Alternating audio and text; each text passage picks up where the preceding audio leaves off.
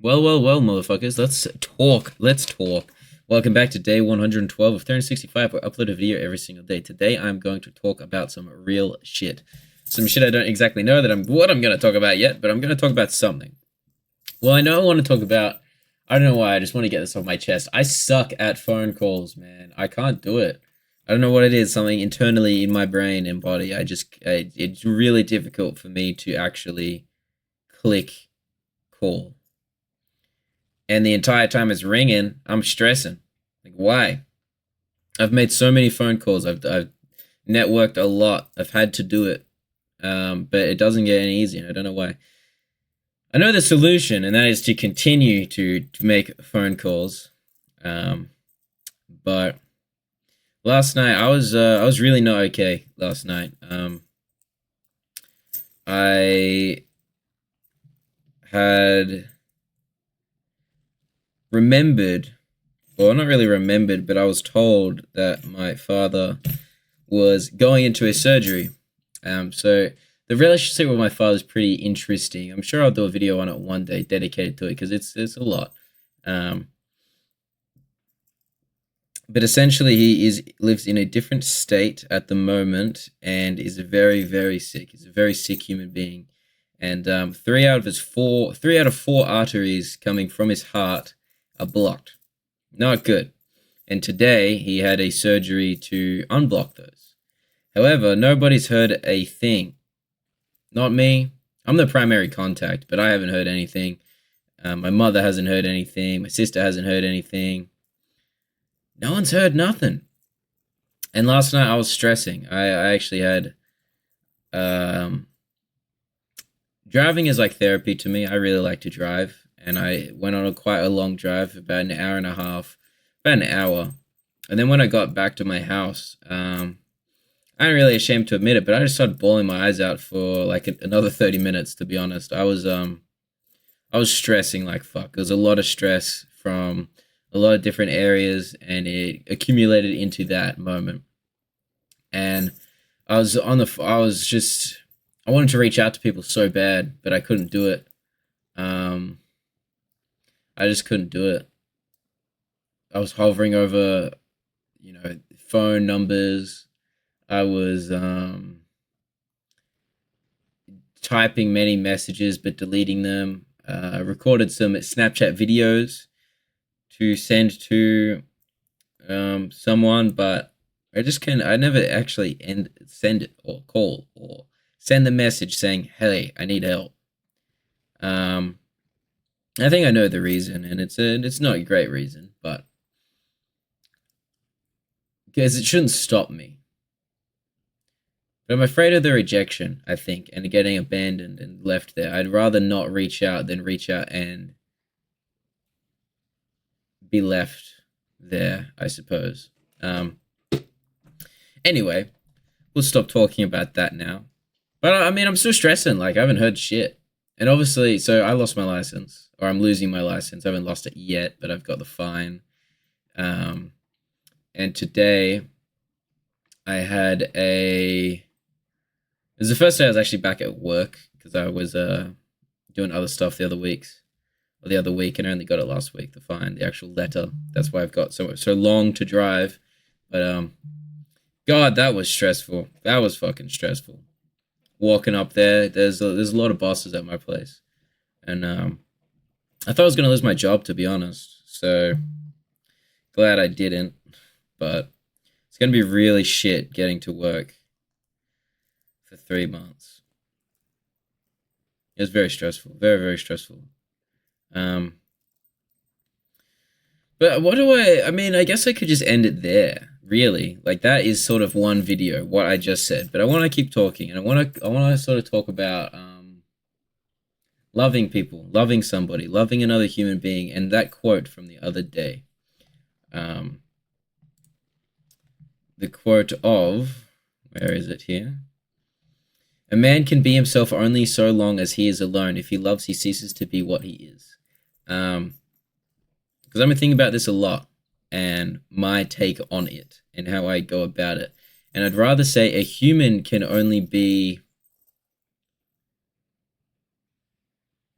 A human can only solely think about themselves if they are alone, and even then they aren't, because you have a mother, you have a father, you have your family, you know. But a human can only solely, survive for themselves, like live life for themselves if they are alone.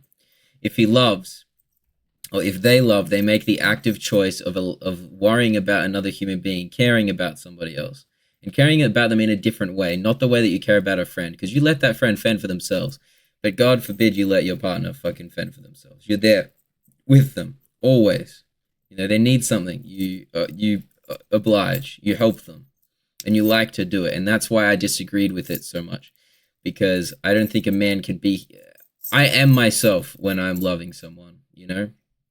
Anyway, it's pretty easy to love.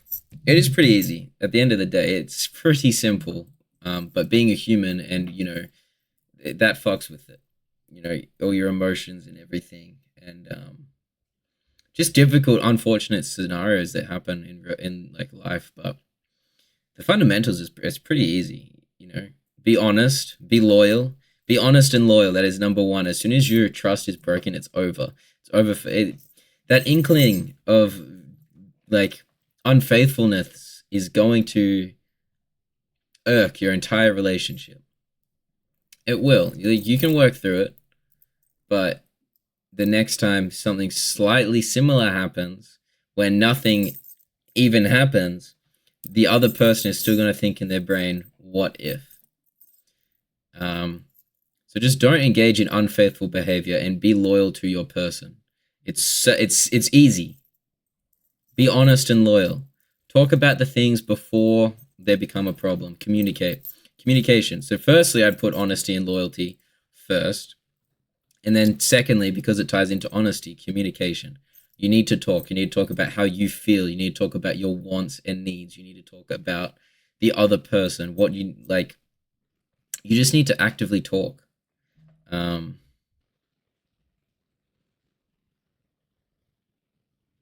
About anything, about each other. And thirdly, you just sort of need to I was going to say put yourself in their shoes, but you just need to be there with them, for them, through anything. It could be literally them getting upset that they lost their favorite video game, to a person in their life passing away, or school stress, helping them out with homework, not even helping them do it, but just being with them so they do it, keeping them on the right track. It could be anything, literally anything, but just being there for them. So firstly, I'd put honesty and loyalty. Yeah, definitely. Secondly, communication. Thirdly, being there. Actively being there. Promoting growth. Contributing to the other person's life. What would I put fourth?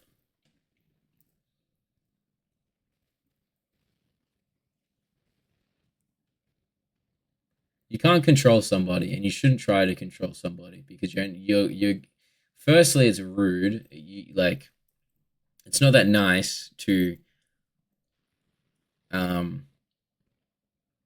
see someone that you like, see someone that you would enjoy to be around, but then try to change them to be what you want.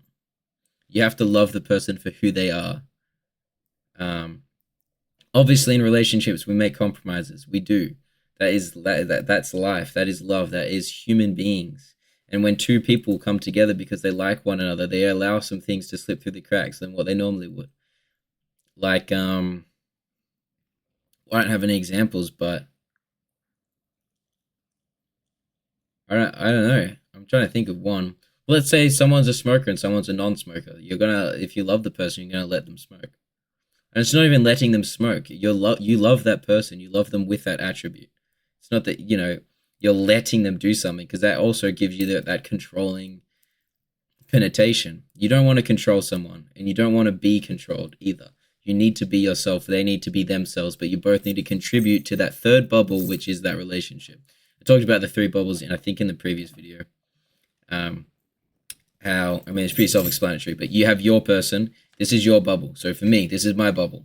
What I do in my daily life, what I want to do, where I want to achieve, what I want to go, what I want to accomplish, how I want to feel at the end of the day. That's all me.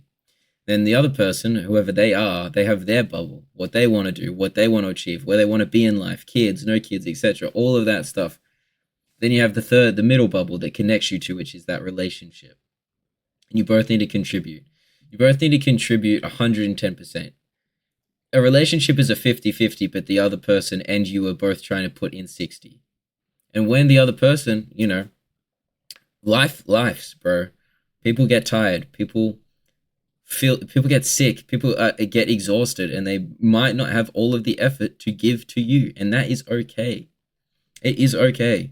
It's not a red flag. I think dating, like modern day dating, is so fucked because people are so fucked from all this TikTok bullshit about, I can't even give you examples because there's just so much like anti-relationship propaganda that gets spewed daily that people think is just normal. Like, I can't even give you an example, but you just see a post about a red flag and it's just not. I don't know how to like go about that. I don't know how to explain that.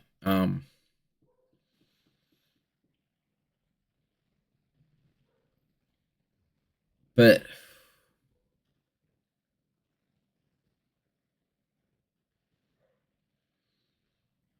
okay, I'm changing my order. I'm gonna stop that sentence. But it's just so fucked nowadays. I'll end it there. Honesty and loyalty, communication, contribute to their life, help them grow. They're gonna help you grow. If you guys love each other, you're gonna want the both of you to grow. And now that I went on this tangent, I forgot what that extra thing I was gonna add in was because I'm so epic at that.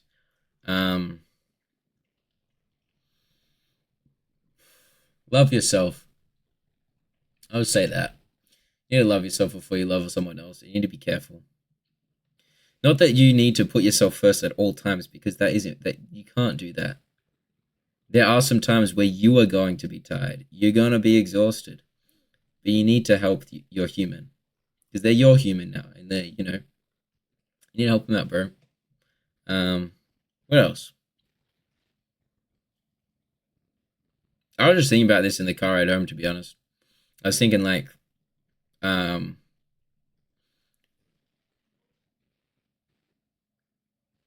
because you don't really need to put in, nah, not that you don't need to put in effort, because you do, but you don't need to consciously be, well, not, I don't think you need to actively 100% of the time putting all of your soul into that bubble, that relationship bubble. You need to prioritize yourself first. But it's funny because I was also going to say you need to prioritize your partner first because you need to do both, but at different times. Anyway, I'm going to end this conversation there. I think you guys get my gist. This is what I'm talking about, though. This is two different videos. The first one went for 4 minutes. The second one went for 9 minutes. And at the very end, we're going to end it all with a hypothetical.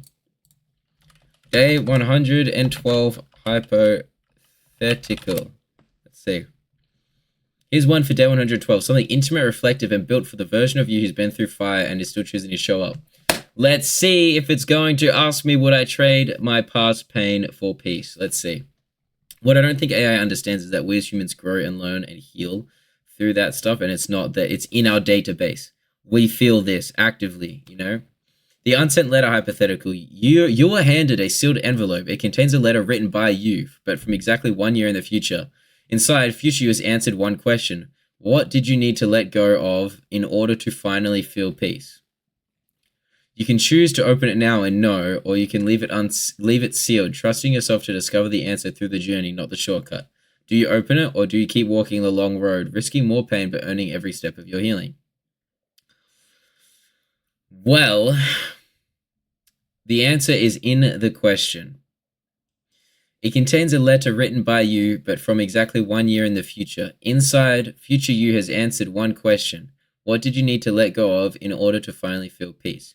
This insinuates that future me is feeling peace. This insinuates that me continuing down this path of what I am doing reaches that goal of peace, reaches that final thing. I would leave it sealed, trusting myself to discover the answer through the journey, because it's in the answer. It's in the question. I want a completely different random hypothetical. Let's get something different. Something new, something interesting. Something provocative. Something that makes me think. Think, not thing, think. Alright, here's something completely different, strange, related, a little provocative, designed to catch your breath in the middle of a thought. The memory market hypothetical. I know for a fact it's gonna be something about trading your memories or something like that for peace, trading your pain for peace. In this world, memories can be bought and sold. Not just yours, anyone's. You can I'm not going to answer that. Not just yours, anyone's. You can purchase the feeling of a perfect childhood, the thrill of someone else's first love, the calm of a life never touched by trauma. But to buy, you must also sell. You have to trade away a memory of your own, anyone you choose, but once it's gone, it's gone. You'll never feel it again, not even in dreams. You're offered a deal. Ah! In exchange for your most painful memory, the one that shaped you most, you receive a flawless memory of joy so vivid it will be real forever. Do you trade? No! No, I don't. Bruh. Or is even your worst pain still too valuable to sell? Bruh. I need to give this fucking thing a reaming. Listen, Mr. AI. I never, ever want a hypothetical based around trading pain for peace. No matter which damn way you word it, I will never trade my pain for peace. Please never ask me again. And secondly, give me something new. Let's see what it says. Got it, loud and clear. No more hypotheticals about trading pain for peace. Your pain is part of your story, and I'll respect that fully. Now, something new, something strange, something thought-bending. The Moonlight Confession hypothetical. Every night, just for 1 hour, the moon grants you a strange power. Anyone you speak to will hear only the truth beneath your words. Not what you say, but what you mean. No lies, no filters, no charm, just soul-level honesty. But there's a catch. You don't control when this truth hour begins. One day it might be in the middle of a joke, another in the middle of a fight, or worse, in the middle of a goodbye. Would you live differently, knowing you could never hide your true emotions, even by accident? Would you talk less, or maybe a lot more? That's actually a decent fucking hypothetical for once. That's good. The last, 100 days, man, it's been the same thing. Trading pain for peace. No. Okay. That's actually a genuinely good question. Would I live differently knowing that I could never hide my true emotions, even by accident? Would I talk less or maybe a lot more? I'm never really in a position where I'm lying to anybody. The only times I can really think that I'm lying, and I'm not even lying, I'm just not telling the entire story, is talking to a boss about an event that's happened. Something like that. I just don't lie. I don't know. I would live my life differently, and I feel like I would talk less, because I'm a yapper. I talk, and I feel like it could get me into some bad situations if I'm talking about a joke that maybe have some ties from my past, and that's why I find it funny. I don't know. I feel like I might talk less. I want one about surviving an island. That's what I want one about. The island identity. Oh man, this is it. Alright, let's see. You survive a shipwreck and wash up alone on a remote island. No chance of rescue. Just you, nature, time, and silence. You have shelter, you have tools, you can live here. But after 5 years alone, something unexpected happens. You're rescued. Back home, people greet you like a hero, but you're changed fundamentally. You become someone quieter, more instinctual, less interested in noise, success, or society. You miss the stillness. You miss yourself on the island. Would you stay in the world you came from, pretending to still belong there, or would you choose to return to the island, knowing you'd be truly alone but fully whole? That is a good question. I would knowing me, knowing that I've changed into this person, I feel like we would all go back to the island. You already have fame because you're that guy that survived on the island in the real world. Perhaps I would do something interesting if I had any sort of smarts and do some sort of reality show, except it's just me surviving on the island. And I've just paid people because I'm now famous and maybe I've written a book or some shit. To just record me doing my stuff and surviving.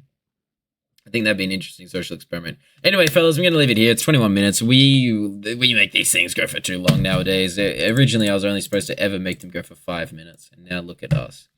Look at us. Anyway, thank you for watching. Thank you for your eyes and ears. Thank you for the view. Thank you for contributing to me. If you have anything to say, please leave it in the comments. I do read them, and I love to read them. I love to hear your thoughts. Just talk to me, brothers and sisters. Anyway, anything else I want to say? Look at this. All right, goodbye.